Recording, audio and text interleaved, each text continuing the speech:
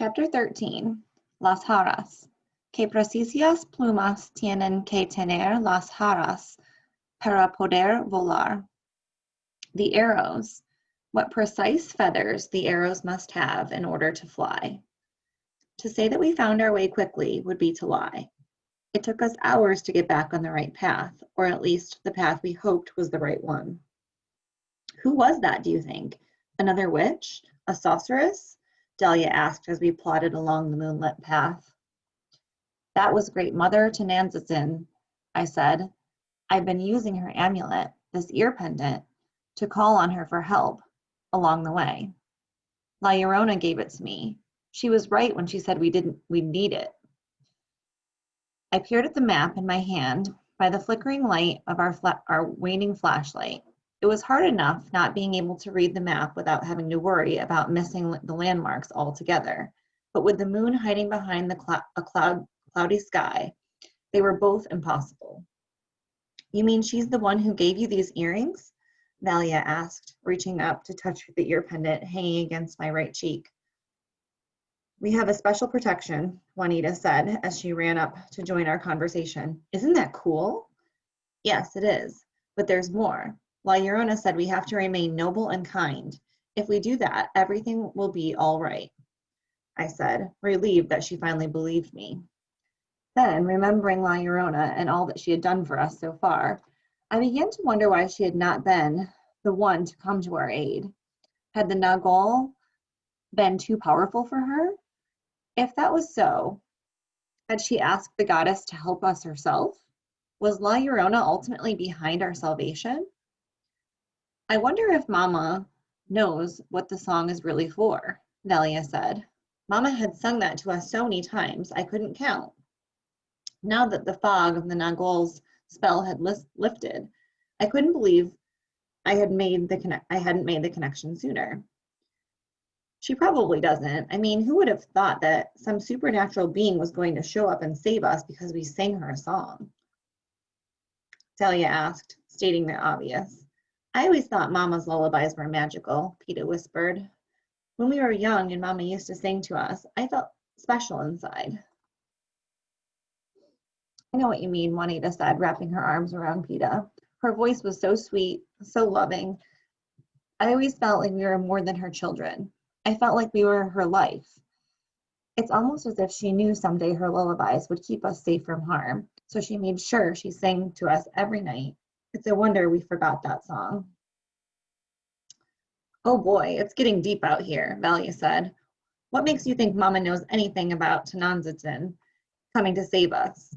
Because I'll be honest, I didn't know what the heck was going on when the goddess showed up.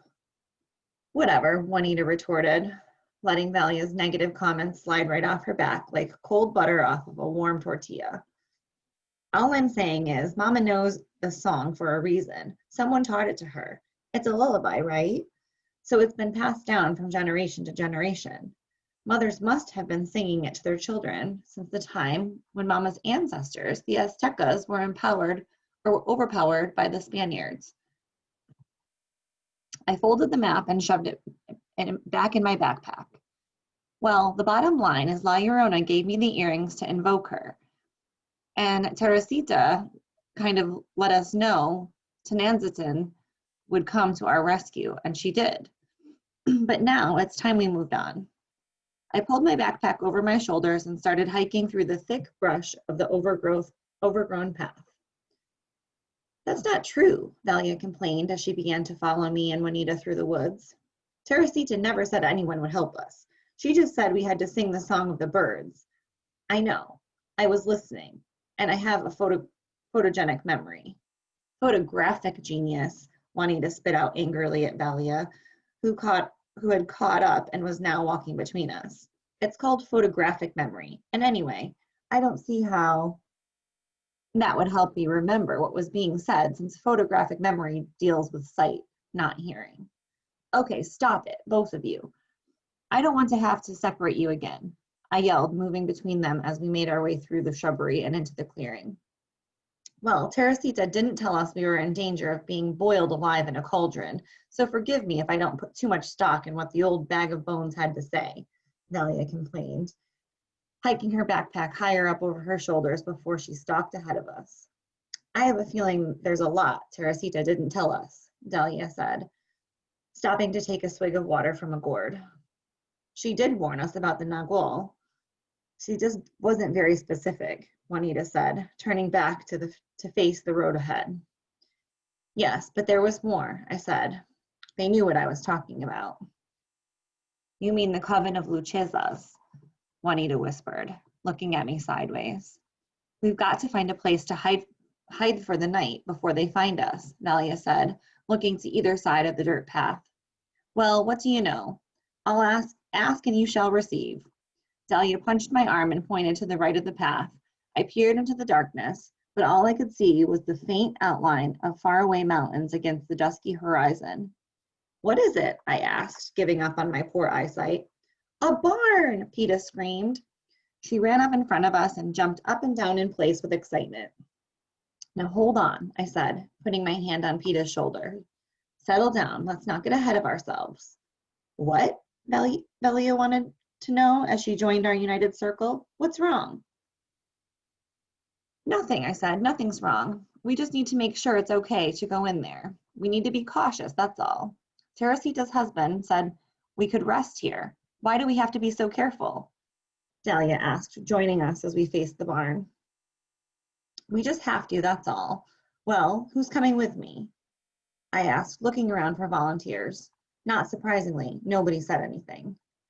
You guys are all like gallinas clucas, puero guato, a bunch of clucking chickens, all talk and no action. I started across the grass, heading for the barn on my own. Although I was scared, I wasn't going to show it. I was the eldest. It was my job to bring them to safety.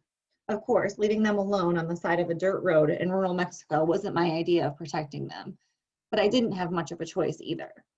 Wait, Juanita ran after me. Do you really think it's safe in the barn? I mean, what if the Lucchesas are in there? Don't be ridiculous, I said. Lucchesas don't hide in barns at night. Owls are nocturnal predators. You should know that. You've seen every animal documentary on the Nature Channel. Oh yeah, ever heard of a barn owl? Juanita taunted. What do you think a Lucchesa is? It's an owl genius. Try keeping up. Whatever, Miss Gifted and everything. I'm going to check it out. Are you coming with us, or are you going back to cower with the rest of the broody hens? I guess I'm coming with, Juanita said, but she didn't sound too sure of it. Good, I said, starting off again. Let's get on with it. I'm tired, and judging from this humidity, it's going to rain soon. Side by side, we hiked through the overgrown meadow off the beaten path. We had to be very careful because the field was full of burrs and stingweeds. So we traveled slowly, stomping the tall grass down as we went. When we finally got to the barn, we found an old oil lamp hanging just inside the door. I jiggled the compartment in the underside of the tin relic and found 2 long, thin matches. While Juanita held the flashlight over me, I lifted the filthy cobwebbed glass and lit a match. To my surprise, the wick lit right up, and after shaking a bit, I could hear that there was enough kerosene in it to keep it going for a while, maybe even all night. That would help keep Peta from getting scared. We should conserve what's left of the battery. I turned off the flashlight and stuffed it back in Juanita's backpack. Looking around the barn, we saw that it was most definitely abandoned. There were some old rusted tools lying about, and some desiccated straw lined the far left corner. But half the roof was either missing or about to fall off. Nevertheless, we decided it was in good enough shape to offer us some semblance of security for the night, however pitiful it might be. The girls were delighted to hear the news. Once inside, Peta walked around the poorly lit barn for a while, playing with an old rusty rake and a pitchfork she'd found in the stall. The rest of us emptied the contents of the backpacks and lay on several rumpled layers of clothing. Unlike Peta, who was still playing with the rake, Juanita, the twins, and I had no desire to expend any more energy than we already had.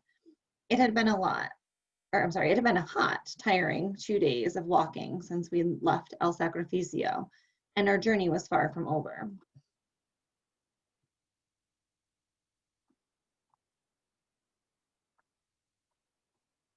Hold on, I lost my place here.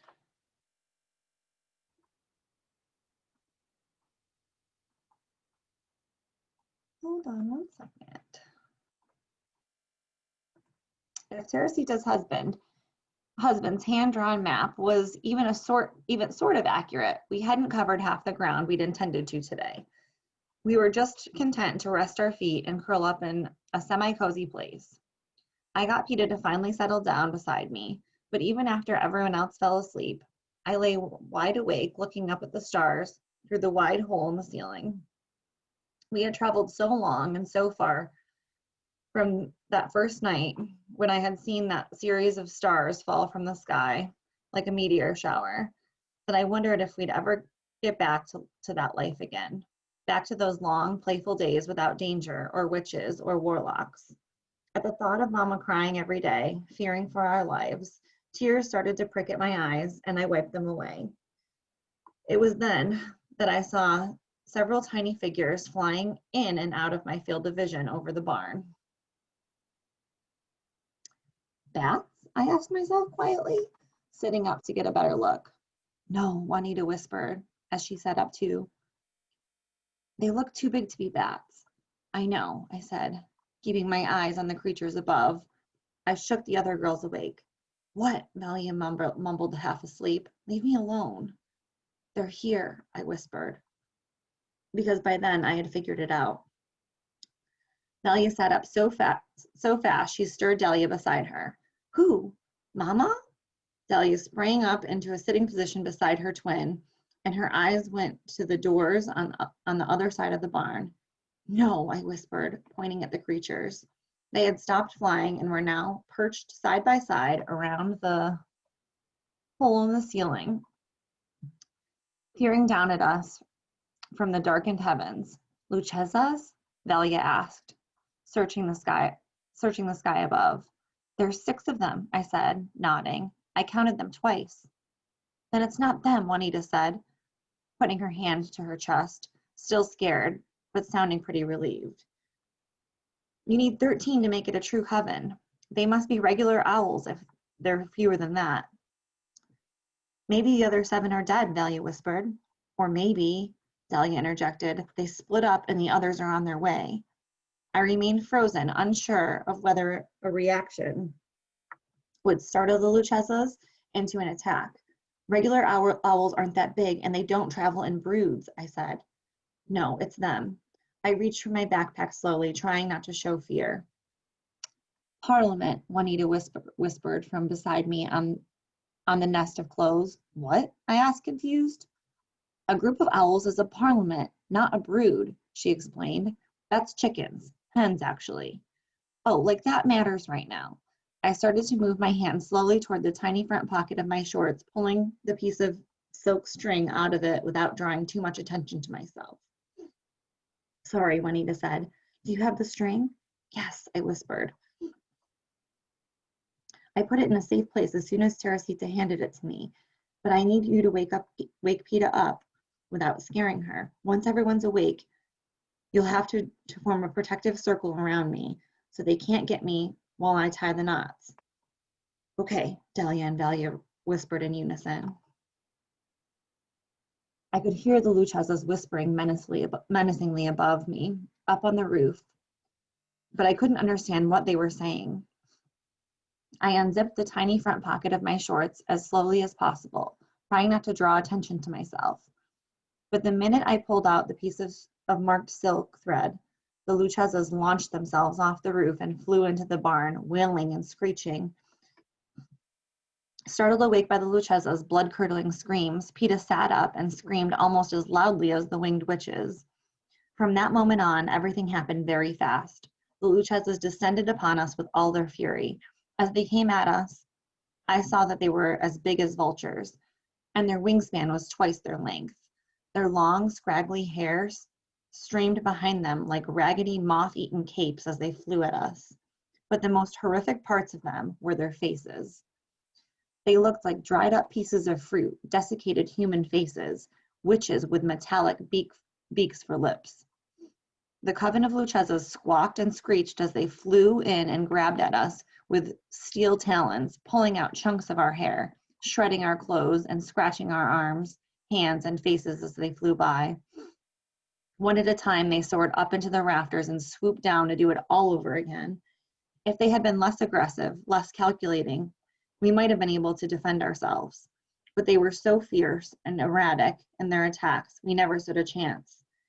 Niñas malas, said one mama's voice. Malcriadas, said another in La Llorona's voice. Egoístas, said one with Cecilia's voice. Arrepiéntanse, said another in Teresita's voice. According to them, we were evil children, spoiled, rotten, and selfish. We should repent. They kept chanting over and over again as they scratched at us with their sharpened talons. Repent, repent, repent. Stop, Juanita screamed as she swatted them away with her hands. Stop, stop, we cried as we whacked at them. But no matter what we did or how much we begged, they wouldn't stop. If anything, their viciousness grew even more intense. As they started to abuse us, the rain we had been expecting started to pour down on us through the holes in the roof. There was no escape from the feathers and the rain. The wind picked up and I could hear the thunder in the distance. I remembered the piece of silk thread and realized I was still clutching it. But no sooner had I looked at it than one of the Lucchesas clawed it out of my hand. I tried to hold on to it, but the evil bird was too strong. She flapped her wings in my face, slapping my head with her sharp, bristly feathers. I was tugging against her, holding on to the string for dear life, when one of her feathers pricked me right in the eye. An intense pain shot through my eye like a bullet, and I let go of the string. Taking the string with her, the Lucchesas flew out of the barn, through the hole in the roof, into the darkness and rain. And just when I thought things couldn't get any worse, Velia and Delia rolled away from the rest of us. Screaming, they made a mad dash for the door at the other side of the barn. With two Lucchesas at their backs, they busted out of the barn as if their heels were on fire, never once looking back. Had they abandoned their hermanitas? I looked at the barn doors, noisily slapping back and forth with the force of the storm, and I couldn't help but feel powerless. The twins' desertion shattered any hope I had left of defeating the malevolent witches. And for the first time on our journey, I wanted to cry. But there was no time for that. With the twins gone, the remaining Lucchesas concentrated on the rest of us. Two of them dived so fast and hard into me that they knocked me over. One of them sat on my chest. Another one had Juanita pinned face up against the pile of clothes we had used to make ourselves a nest. Ida was pressed against the wall, shivering, while Lucchesa pecked gently at her head, as if it were picking nits out of her hair. You like eating sweets, don't you? The Lucchesa, with Cecilia's voice, pulled Peta in close until their faces were almost touching. That's because you're a piglet, a little piggy with a piggy nose and a piggy mouth and a piggy stomach. You're a chubby baby, but give me time. I'll put some real meat on your bones, thicken you up, and get you ready to be eaten. My sisters haven't eaten much lately. Your big brown eyes look delicious. I bet they taste sweet, slathered with jalapeno marmalade. How do you like your adventure now, you arrogant little twit? The Lucchesas, with Inez's voice, asked Juanita as she caressed her face with the bristly feathers of her left wing. What, do you think that you're smarter than them? Well, you're not. You dragged them all into this mess with your self-righteousness. Juanita sniffed and hiccuped as she tried in vain to stop herself from bawling. Oh, what's the matter now? Why are you crying? Are you sad? Maybe you should have listened to your older sister. Maybe you should have stayed home and cleaned and cooked like your mother instead of thinking you got brains. You think you can fool me? The one with Mama's voice asked. She was sitting on top of me, kneading into my chest with claws like a cat, laughing when I winced in pain. Answer me, she screamed. But instead of talking, I looked straight into her red fiery eyes with what I hoped was disdain. What's the matter? Aren't you afraid? Want to run away? She asked. And when I didn't answer, She dug her sharp talons deeper into my chest. The pain was horrendous, and I wanted to scream out, but I held my breath instead. Of course you do. I know how much of a coward you really are.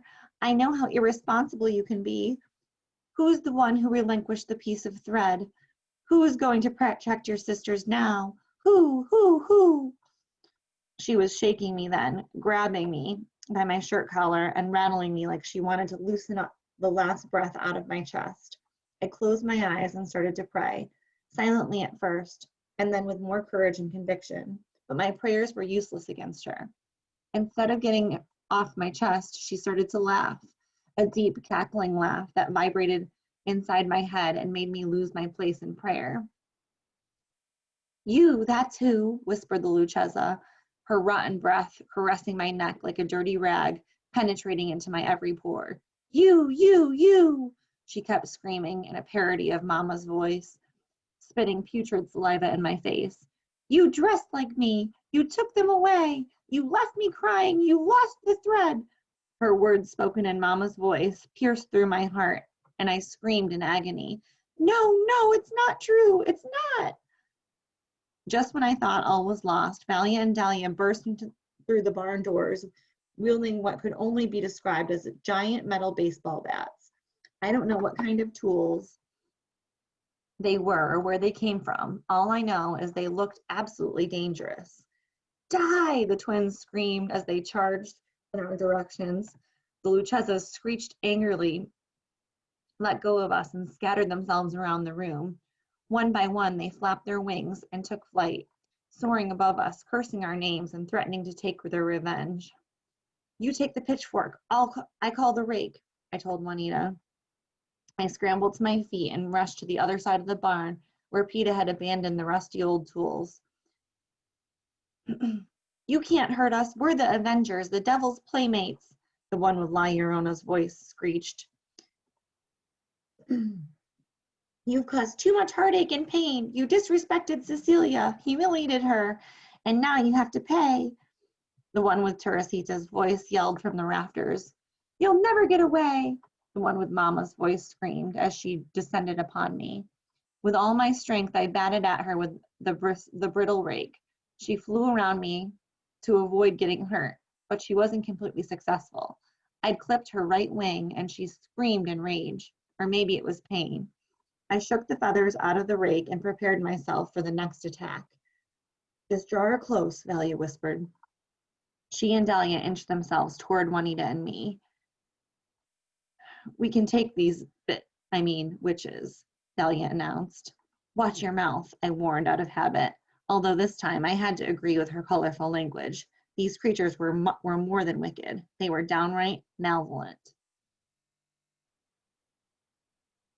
Repent, the Lucchesas screeched as they swooped down on us like a squadron of fighter planes. We stood side by side, all four of us, defensively holding up our weapons like ninja warriors, while Peta huddled behind us, defenseless, without a weapon to wield. Claws, feathers, and hair flew everywhere during the first onslaught. But through it all, we never quit. We batted and stuck and clubbed and raked, and as we did, one by one, the Lucchesas flew off our weapons, hit the barn walls, and fell to the ground, squealing like stuck pigs. When Juanita pierced through one of them with her pitchfork, it screamed out, convulsed, and then lay lifeless. So that's how we get rid of most of them. The twins and I clubbed and raked at them until they were stunned and dazed, and Juanita finished them off by staking them. By the time we were done, the place was a bloody, feathery, eerie mess. We stood side by side, looking past the settling debris, not daring to talk in case we were dreaming, wide awake. I knew I should be shocked, horrified even, that we had just slaughtered a group of beings, not human perhaps, but living, breathing beings in their own right. But my blood was pumping furiously through my body, washing away any remorse I might have felt. Maybe it was the danger they had posed, or maybe it was I was just becoming psychotic. But I didn't feel guilty at all. I felt strong and powerful and vindicated as I kicked a blood-spattered feathery lump out of my way and headed for our nest in the corner of the barn. "You did it!" Peta squealed and jumped for joy beside me. "You saved us!" She shook fuzzy remnants of feathers out of her hair and spat them off her face. "Wow," Juanita whispered, still caught in a dreamlike state. "We killed them all. Can you believe it? We won. We defeated them." "No, we haven't," I said, looking up to a hole in the ceiling above our nest. "The rest of them are back. Up in the sky behind the rest of the perched, cackling Lucchesas. Up in the sky behind the rest of perched, cackling Lucchesas, there was a tinge of pink on the purple face of the night. Dawn was coming soon. "The sun's about to rise," I said. "If we ever want to be able to sleep again without fearing for our lives, we have to finish them." I'd lost the silk thread, though. How could we do what Teresita told us would defeat the Lucchesas? I was bemoaning our plight internally again when I saw Peta, disheveled in her best Sunday dress, and realized we'd had the solution all along. "Come here, Peta." When she came closer, I grabbed the tiny bow at her collar and yanked it off her dress with one hard tug. "What are you doing?" she wailed. "Give that back." I'd ripped it off cleanly without damaging the dress, but that bow was the thing Peta loved most about that dress. She was understandably upset and reached for the bow. I held it out of her reach until I could untie the bow and smooth it out between my fingertips. "I need it, Peta. It's silk," I explained, ripping it so I could pull out a single piece of thread. Peta touched her collar and mourned, "This is my favorite dress." "Shh, we'll get you a new one once we're back home. Watch my back," I whispered, stepping back to stand between Peta and Velia. Delia and Juanita closed the gap in front of me and stood wielding their farming tools before them, ready for the next attack. "Padre nuestro que estás en los cielos," I started to say, the Lord's Prayer in Spanish, only this time I was smarter about it. This time I held the thread tightly against my chest. Since there was no way of marking it, I would simply make every knot sit tightly against the last. Teresita hadn't said the knots had to be set apart by any particular amount of space.